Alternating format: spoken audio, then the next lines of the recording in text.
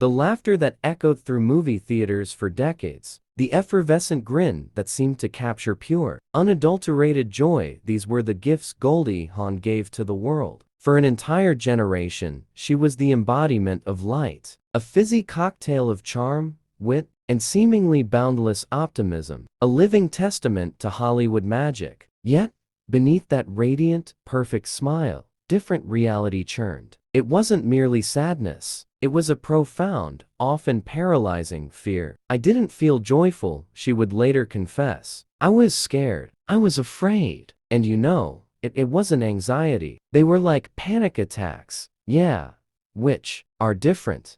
This stark admission from America's Sweetheart forms the poignant backdrop to a lifetime of quiet endurance. A narrative far removed from the comedic bliss of her on-screen persona. Now, at 79, the veil is finally lifting, not on the panic, but on the specific, human sources of a deep-seated, professional and personal pain she long chose to swallow. She is breaking her silence, revealing the 6 actors she secretly despised. Men who called her sweetheart to her face while whispering greedy, fake, and overrated. Behind her back, Goldie never forgot. She swore oaths to herself in silent dressing rooms and in the backs of limousines that she would never, ever work with them again. This is not a story of petty grudges, but a map of scars, each name a landmark in a journey where a woman's talent and resilience were constantly tested by the volatility, arrogance, and casual cruelty of powerful men. When you hear who they are and what they did, you will finally understand the immense cost of that smile, the steely fortitude it took to maintain it, and the profound pain that was always hiding just behind its golden glow.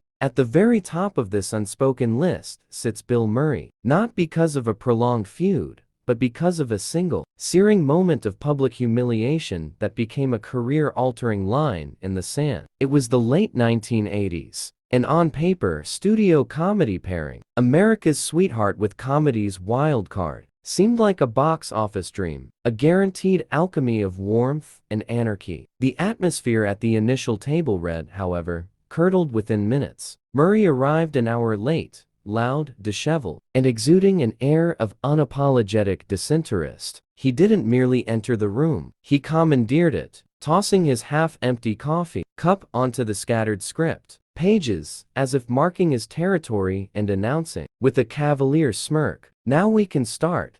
Goldie, the professional, felt a cold dread settle in her stomach. She looked at Murray, at his performative nonchalance, and she knew. As the reading commenced, she delivered her lines with her characteristic warmth and innate comedic rhythm, trying to build the foundation of a scene. Murray, however, had no interest in foundation. He interrupted her mid-scene, his voice a drawl of condescension. "Why don't you try acting like you've done drama before?" The barb, designed to diminish her craft to mere bubbly instinct, hung in the air. And then came the worst sound. The burst of laughter from the men in the room, producers, writers, executives eager to appease the genius, to show they were in on the joke. Goldie didn't laugh. In that moment, the choice was crystalline, dignified. This with a retort and engage in a battle. She refused to fight or remove herself entirely. She closed her script with a soft, final snap, rose from her chair with a grace that felt like armor, and walked out of the room without uttering a single word. That silence was deafening, a more powerful indictment than any screaming match could ever be. The next day, her team sent a simple, unequivocal message to the producers.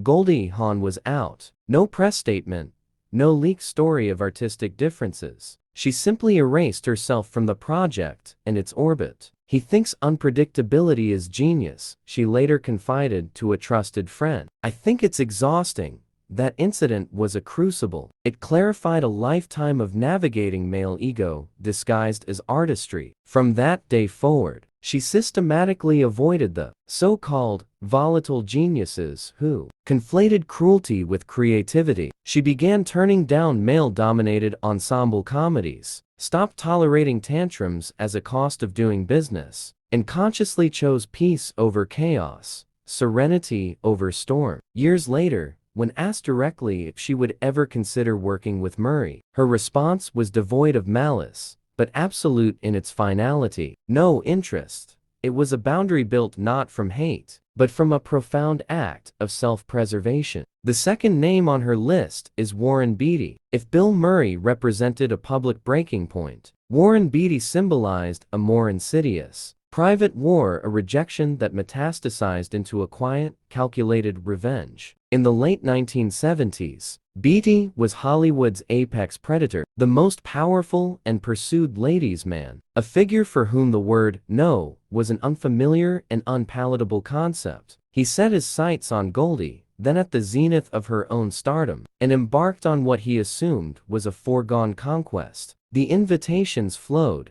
intimate dinners, private parties at his legendary Beverly Hills home. The industry watched, expecting the inevitable, but Goldie, polite and charming as ever, was also immovable. She was not a trophy to be collected. Her no was firm, clear, and utterly dismissive of the unspoken rules of his world. And that's when the charming facade vanished, replaced by the cold machinery of influence. Almost overnight, Goldie sensed a shift in the atmosphere around her. Doors that had been wide open began to creak shut. Promised scripts vanished from her agent's desk. Directors who had been fervent in their pursuit suddenly developed amnesia. The punishment was subtle, deniable, but exquisitely targeted. One brave producer, risking Beatty's wrath, took her aside and whispered a warning. "Warren says you're difficult, not serious material." The smear was perfectly crafted. It didn't accuse her of being rude, but of being lightweight,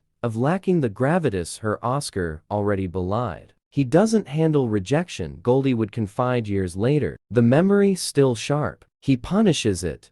Those 6 words explained everything. What began as a simple, personal refusal became a professional vendetta that shadowed her through the early 1980s, a period where Beatty's influence could make or break careers. She never confronted him publicly, understanding the futility of a direct battle against such a Goliath. She chose the long game, letting time and her own enduring success do the talking. But fate provided a moment of poetic justice years later at a crowded awards show. Beatty, spotting her across the room, approached with his legendary 1,000-watt smile, leaning in as if to greet an old friend. Goldie looked him straight in the eyes, offered a smile so sweet and polite it could have chilled champagne, and then, mid-sentence, turned her back. No words were needed. The message was delivered. Her indifference was her victory. The third name on her list cuts deeper because it struck at the very core of her artistic aspiration. Dustin Hoffman. This wasn't about social slights or predatory advances. This was a direct, brutal assault on her craft at a moment of profound vulnerability. By the early 1980s, Goldie had conquered comedy. She had proven irrefutably that she could make the world laugh. Now, she hungered to make it feel, to stretch into the dramatic terrain that would showcase the full range of her abilities. An opportunity arose to read opposite the revered method actor Hoffman for a prestigious, weighty drama. The room was charged with anticipation. The meeting of these two forces promised electricity. It was electric, but in the way of a sudden, devastating lightning strike. She plunged into the scene, shedding her comedic skin, searching for the raw, emotional truth of the character. Halfway through, Hoffman suddenly stopped. The room froze. He looked at her, his face a blank slate of stone, and then turned slowly to the producers and directors, delivering his verdict like a judge pronouncing a sentence. "She's still playing it like a sitcom."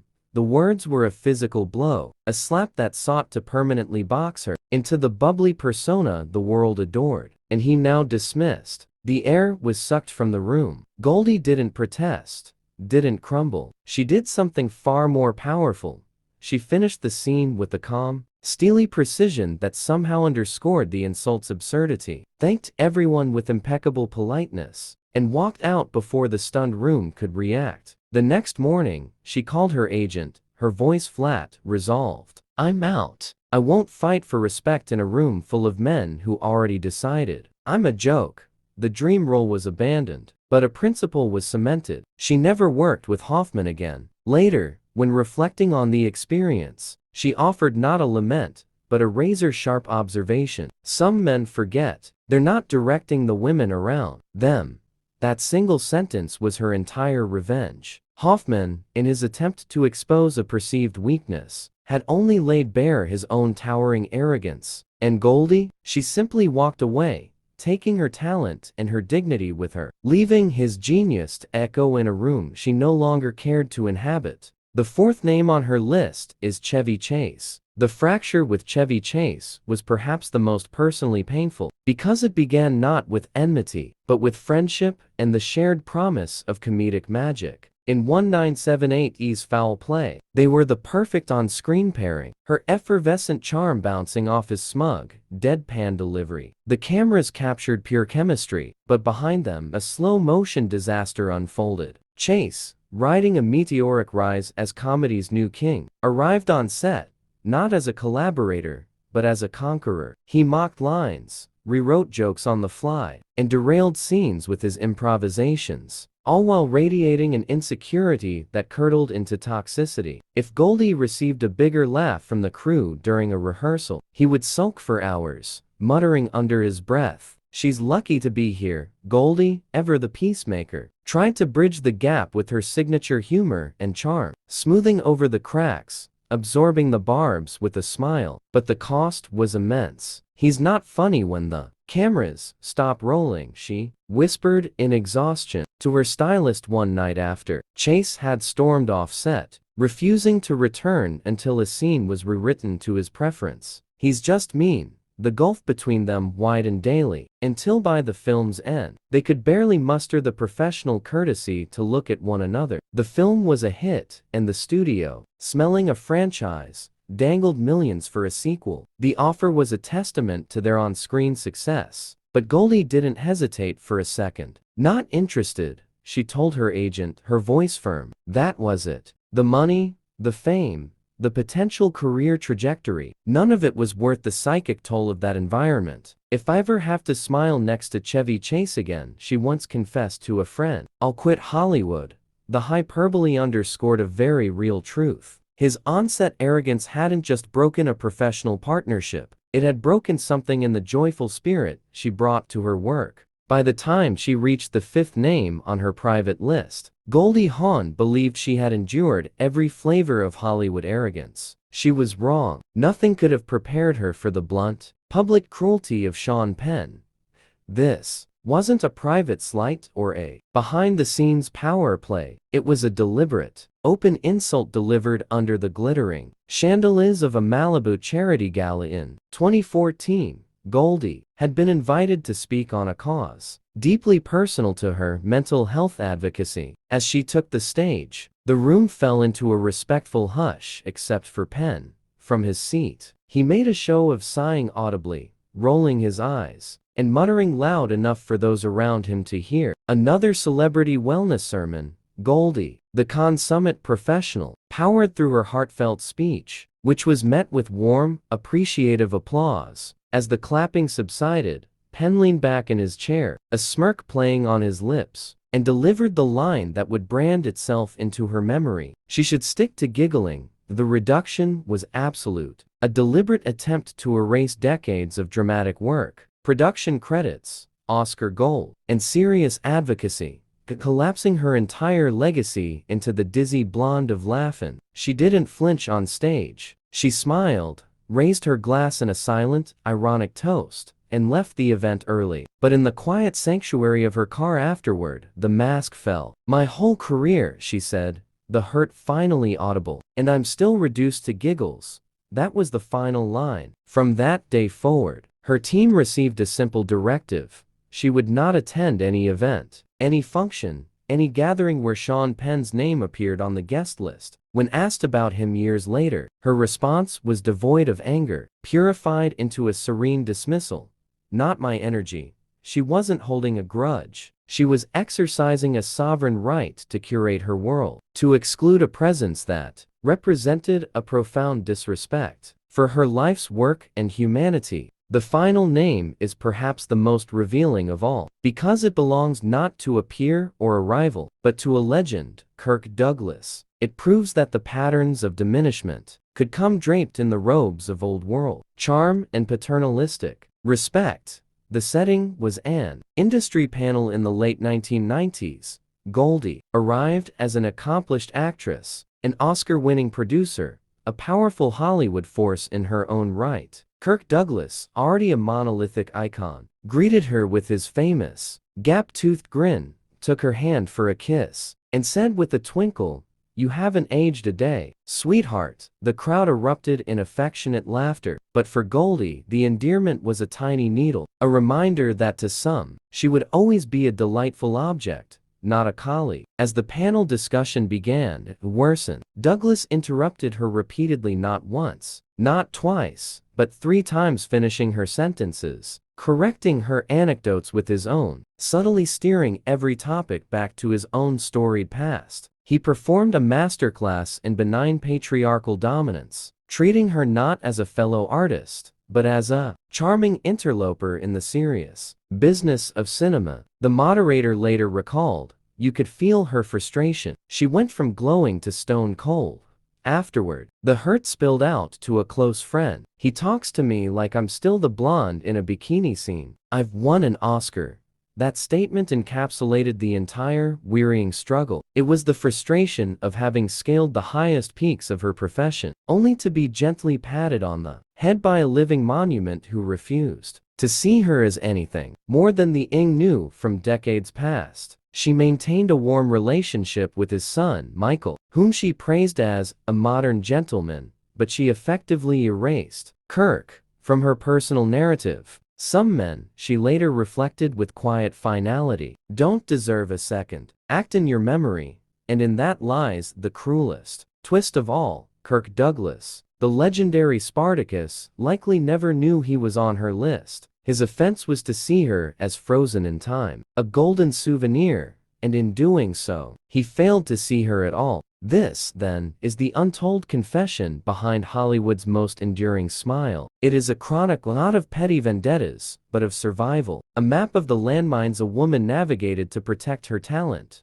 her sanity, and her joy in a world that often sought to exploit or diminish all three. Each name, Murray, Beatty, Hoffman, Chase, Penn, Douglas, represents a different facet of the same institutional disregard, a lesson learned in the harsh classroom of fame. So, which of these revelations strikes with the deepest resonance? Was Goldie Hawn's decades-long silence a strategic necessity, a dignified refusal to engage, or did it inadvertently allow such behaviors to persist unchallenged in the industry's shadows? The answers are complex, as layered as the woman herself. Her story is ultimately one of immense strength, the strength to walk away, to build boundaries of polished steel, and to curate a life and career on her own terms, all while gifting the world a smile that, we now understand, was not a mask, but a triumph.